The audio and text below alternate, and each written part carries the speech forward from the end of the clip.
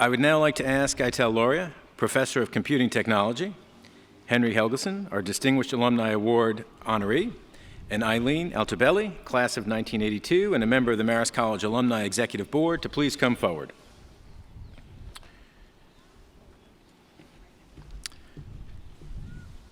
Dr. Loria will read the citation honoring Henry Helgeson, and the Distinguished Alumni Medal will be placed by President Yellen and Ms. Altobelli. Henry Helgeson, we're so thrilled to welcome back to Marist and to have you address our graduates who are about to become your fellow alumni this evening. Your Marist education has certainly served you well. Your track record as an entrepreneur is impressive. As founder of the payment technology company Cayenne, you have helped to shape how consumers pay for products. You grew the company from a bootstrap startup to a dominant player in the US payment market and helped small and medium-sized businesses to compete more effectively. Now, as Executive Vice President of TSYS Integrated Solutions, you are continuing innovative work in this industry. As an active angel and VC investor in the payment and technology sectors, you are helping the next generation of entrepreneurs to get their ideas off the ground and supporting the forward march of the tech industry.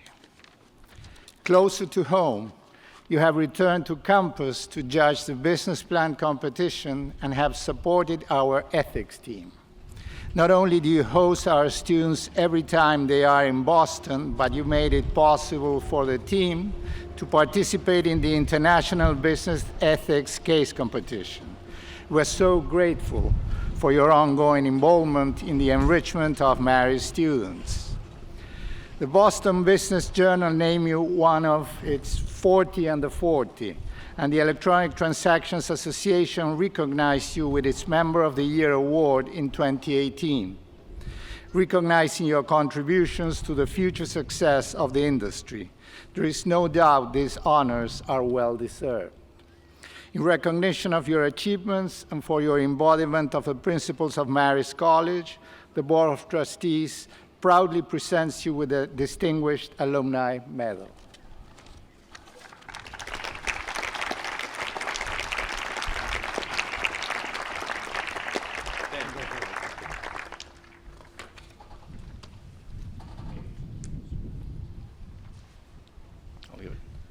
Ladies and gentlemen, your 2019 commencement speaker, Henry Helgeson.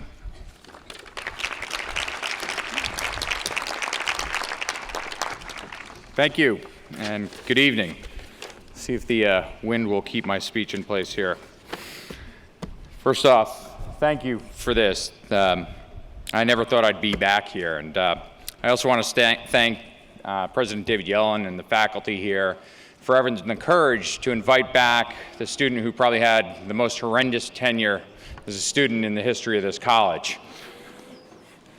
I'd also like to thank all of you for at least pretending to care about what a guy you probably never heard of has to say about life after college. I could see some of your pained looks. I know you've been through 4 or 7 years of lectures, and you're almost home now. But it is amazing to be back here looking out at the class of 2019, knowing that now you're just getting into the starting blocks. I know it's exciting and scary at the same time, and I know in some ways this probably feels like the end, but I assure you it's not. This week, I think I was sitting at home on Wednesday thinking about all of you getting your diplomas and how much you've learned and how much you knew and how much you have to go, and it reminded me of a story I had earlier in life. I was lucky enough to be involved in aviation for most of my life, and I was a pilot that got to fly around the world. And I remember the day I got my first pilot's license, that very, very beginner pilot's license, where they let you fly a real rickety Cessna that your car is probably faster than. And I studied hard like you. I showed up at the airport early mornings before work, late nights reading, and by the end I thought I was the greatest pilot that ever walked the earth. And when I showed up to that exam, I met my examiner, who was an old Navy pilot.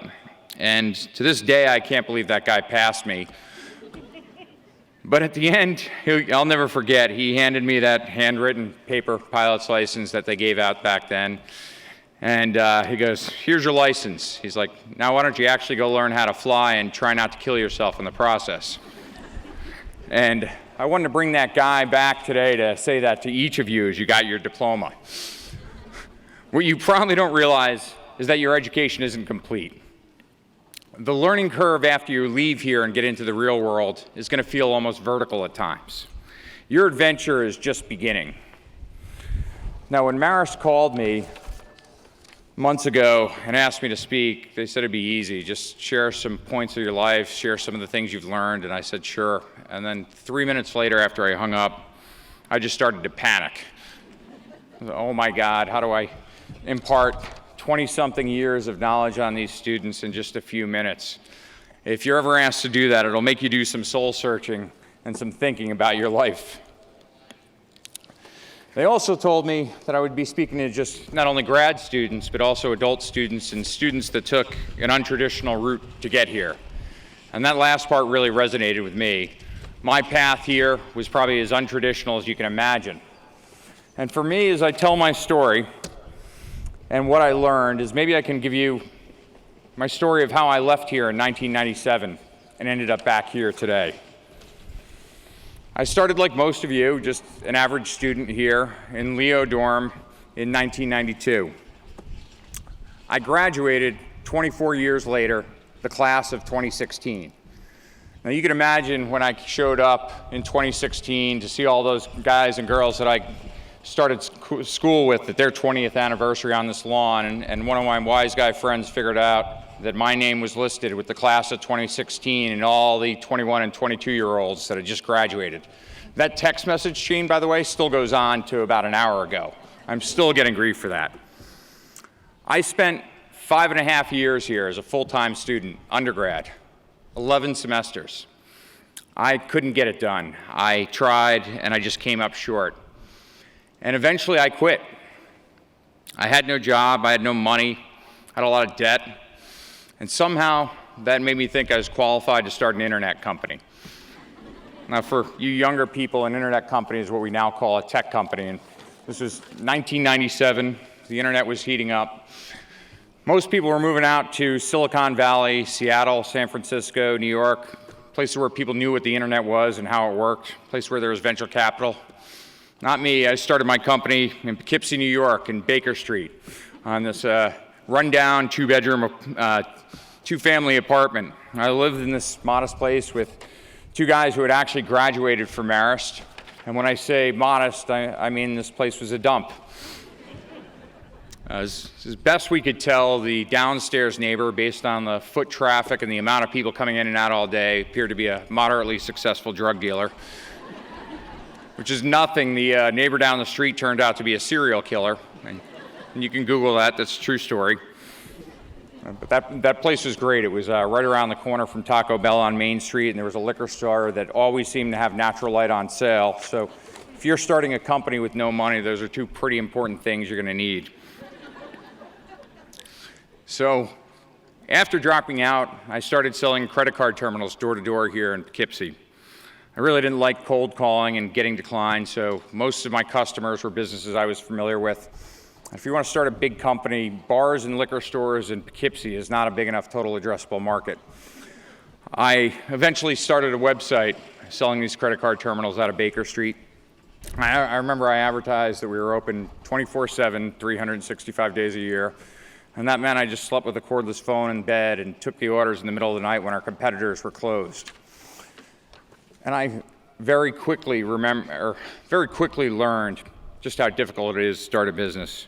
I remember a couple years later, the bills were piling up, and I started to try and sit down and figure all this out. I put together this back of the napkin balance sheet.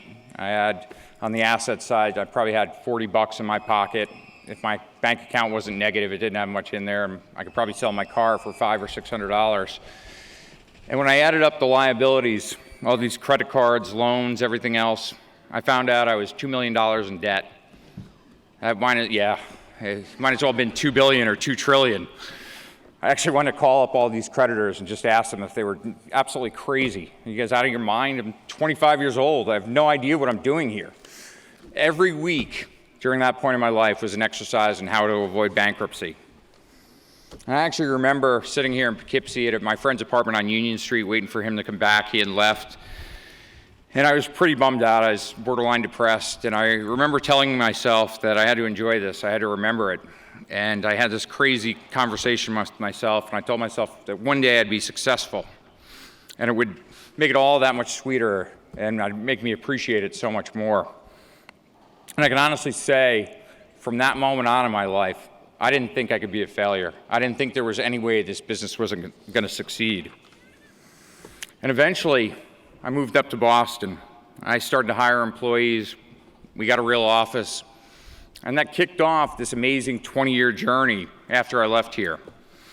We brought in people who we loved working with, and they loved what we were doing. All of us made a lot of sacrifices, and at the same time, we made the best friends we've ever had in our life. We liked working together so much that we'd never leave the office. We'd stay there till 8, 9, 10 o'clock at night, and when we finally did leave, we'd just go somewhere else as a group and talk about work all night. We're lucky enough to have this common bond, this shared sense of purpose that changed all of our lives for the better. And ultimately, this group, they helped me build what eventually became Cayenne. And by 2017, we had offices in Phoenix, in Boston, in Belfast, Northern Ireland. We built this pretty solid credit card processing platform, and I think that year we processed $32 billion worth of transactions through the platform. We serviced, I think, around 100,000 businesses nationwide, and I got to work with 500 of the greatest people I ever met in my life. Then on January 11th of that last year, I had one of the toughest days of my life. It was bittersweet. I decided to sell the company, and we did. We got over $1 billion for that company. And you would think this would be an amazing day for us. And it ended up being one of the hardest days of my life. We handed over not just the company, but the one thing we all developed this love for and this common bond we shared. And thinking back through it all now, I likely wasn't as smart as the students sitting here. I definitely wasn't as prepared as you are to go off in the real world. But I liked what I did. I liked the people I worked with. When you combine those things, and we brought in like-minded people, great things happened. And it's kind of amazing to be sitting here today. You know, one day I'm in a rundown apartment on Baker Street in Poughkeepsie, and then honestly it feels like seconds later I'm sitting here, sold the company at your commencement. I've got my wife and 2 beautiful children with me. One of them just turned 2 today. And I'll tell you, it happens really fast, and don't take any of it for granted, even those tough days. That one thing I learned along the way is that people don't appreciate the value of having fun at work. That missing element, that fun piece, when you leave here and it's not there, you'll find yourself wanting to leave early, not come in the next day, not getting better at your job. And when you think of all the list of wants you probably have on your life, all these material things, I'm guessing it's probably not on there. But I'll tell you, when you do some soul searching and look back years from now, it'll be the one thing that should be on the top of that list.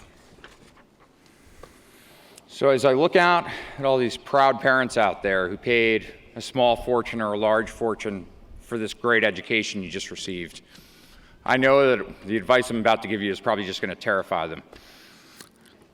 It's honest, it's real, and it helped me get to where I am today. So if you find yourself in a job after you leave here where you're not challenged, where you don't like the people, where you're not laughing and you're not learning every day, quit.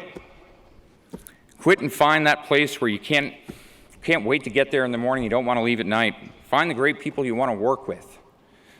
Find a way that you can go in and laugh each day, and find that boss that cares about you. I promise all of you it's out there. When you find that place, I promise the financial piece will solve itself. And if I look back and dissect everything that happened to me in the 20 years, that blink of an eye, the one thing I remember the most is that energy, that excitement, and that fun we had at Cayenne.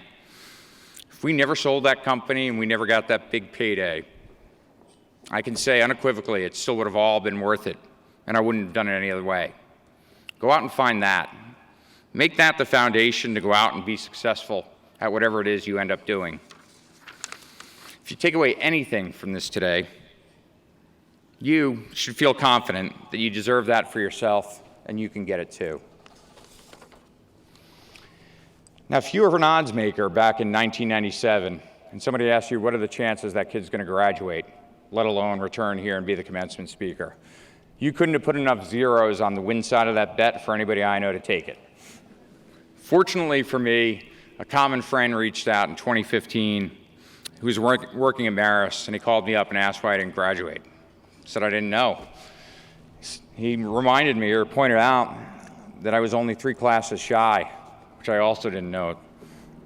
So I came back, and I graduated 20 years later. And I can tell you from experience, it takes approximately 19 years for your parents to no longer be pissed off that you dropped out of college and wasted all that money. So all of you are extremely lucky today that you don't have to go through that. So thank you for listening to my story, and thank you for what might have been the coolest and most terrifying experience I've ever had. On behalf of all of us here today, we can't wait to see what this class does to change the world. I wish all of you good luck, and I hope all of you can find that place that makes you happy. And to the class of 2019, go out and learn how to fly. Congratulations.